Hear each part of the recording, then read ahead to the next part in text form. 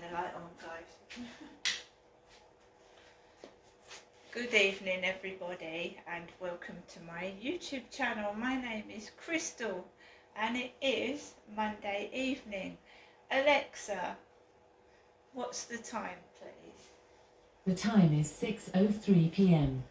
Good evening, everybody. I can't say today has been a brilliant day for me, but I will get back on track and get back to being myself. So good evening, everybody. So since this afternoon when I came back from the field and I walked Max, I've been in my flat. I didn't watch anything on Netflix. I had a brief look and I couldn't find anything I wanted to watch. When I go out from taking Max out this evening, I probably will have a look and see what films are on. So I've been watching the news, I've been watching a couple of quiz programs, and I've just been chilling out. I've made myself several cups of coffee, and I have been minding my own business, basically, just getting on with my own life, and what everybody else is doing is none of my business. My mum phoned me earlier on, my mother. I don't know what I've done with the phone. What have I done with my phone? We'll come back to that later. I've put my phone down somewhere. I'm not going to let things get me down, because this has happened to me before. Right, who knows what I've done with my phone. So I've told you in the morning it's fairly quiet. In the afternoon it's fairly quiet. When the guy up above me gets home from work, it starts getting noisy with all the dogs barking. So you're going to get a load of dogs barking. But I haven't been pestered by anybody this evening, not so far. So I'll find my phone later. But my mum rang me earlier. I managed to top up my phone. My phone's topped up. So I have been tidying up. We've got someone that wants to come, Purdy, I believe, coming out to check the electric at some point this month, and they need to look at all the sockets and the light switches. So I'm just like tidying up, throwing things out. I'm also trying to move out of here, and I went onto the Kent Home Choice website, which allows you to bid on properties, and they've given me two locations, one in Chatham on a fourth floor flat. The fourth floor, I've hurt my leg, so they've offered me a fourth floor flat, and they've offered me an over 55 place which doesn't accept pets. So I can't bid on any of those. So I'm stuck here for now, which, I mean, the flat's big enough. If you shut the windows, you know, can't hear so much. So I've been watching the telly. And when I went down the back of the sofa, as you do when you're tidying up, and what people find underneath the sofa, like dirty sweets, I once found a £10 note at the back of the sofa, but not today. I found my old diary from 2023. This I can do with my Betty Boop headrest when I'm lying back and watching the telly. And this speaker, llama speaker, and this dragon bracelet.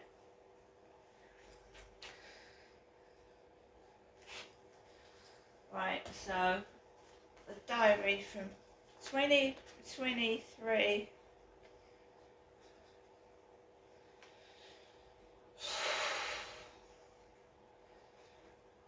We get back on track. I've let things slide. I forgot about my prescription. I ordered my prescription. Now I've got to go and get it or pay for it to be delivered. Yeah, I've just let things slide. I've not been feeling very well since I got back from my mum's last Thursday. And since I was talking to this guy on FaceTime, I've just started to get miserable again, and I want to be happy, and I don't want to be miserable, and I don't want to shout, and I don't want to get upset. And yeah, I'll get there. We all go through it. We all go through it, times where we feel like absolute shit. And I'm going through it right now.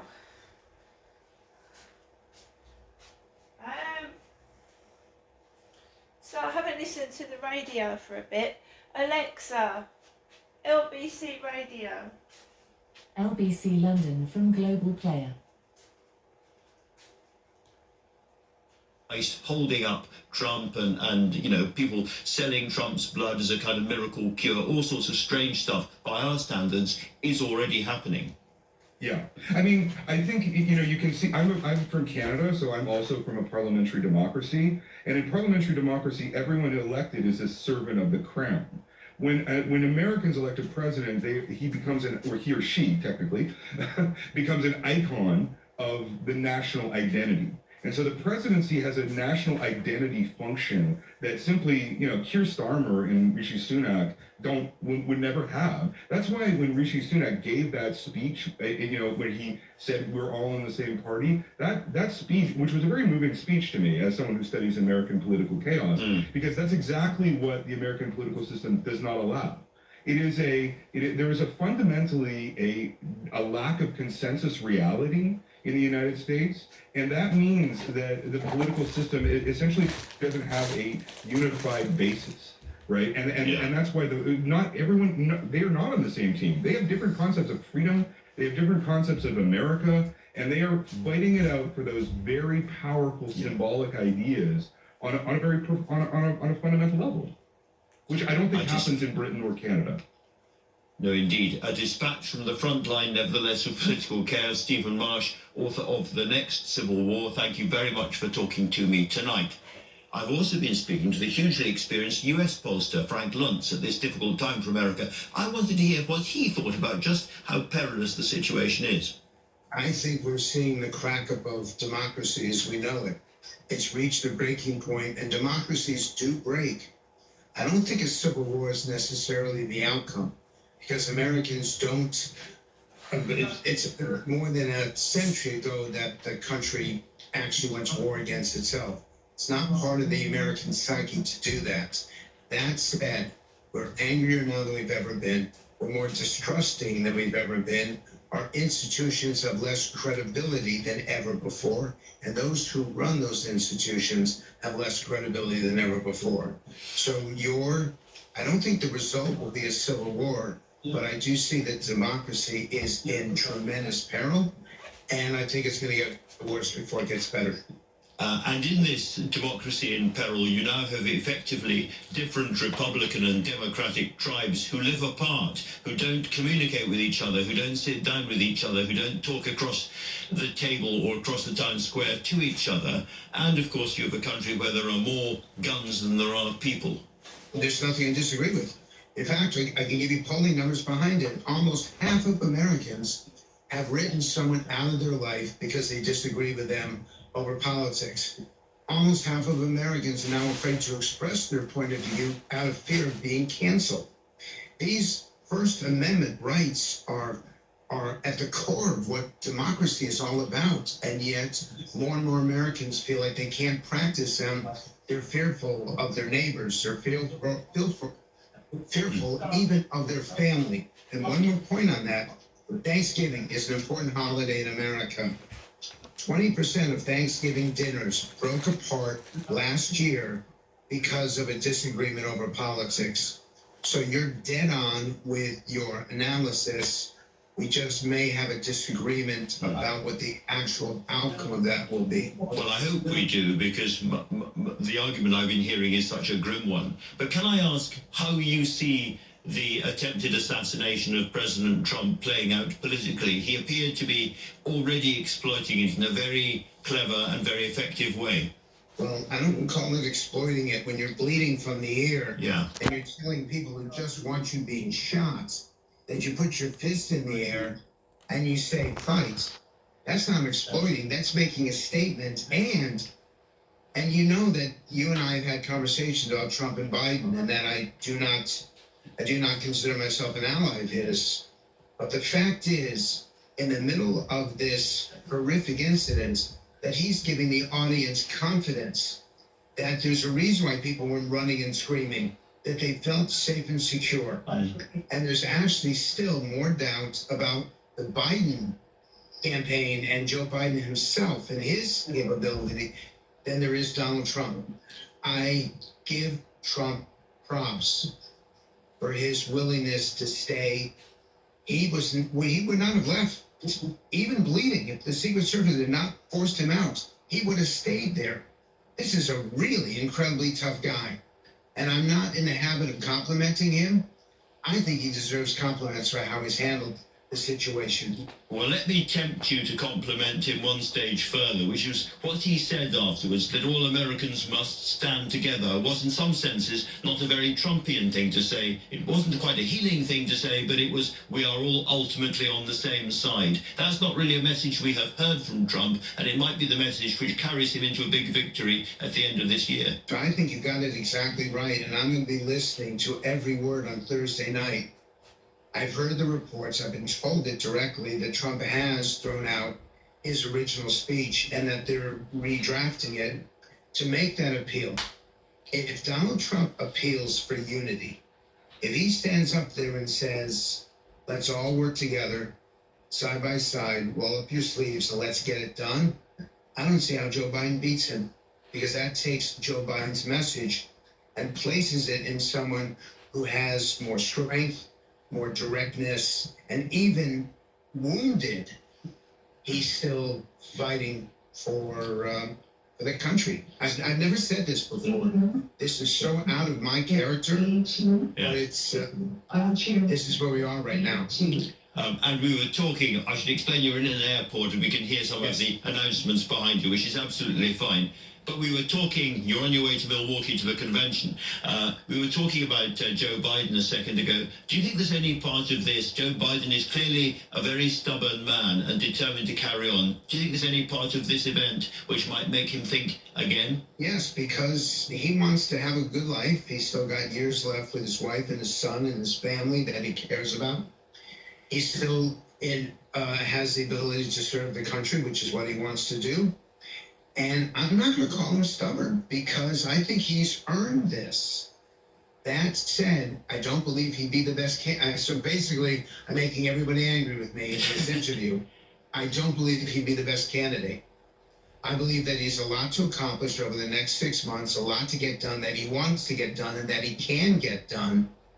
But at this point, with Donald Trump re-energized, with him reaching towards the center, with his support so eager to vote, the Democrats are going to need a catalyst, someone not just to bring them together, but to bring them out, to get them to the polling place. And I'm not convinced that a Joe Biden re-election campaign will achieve that.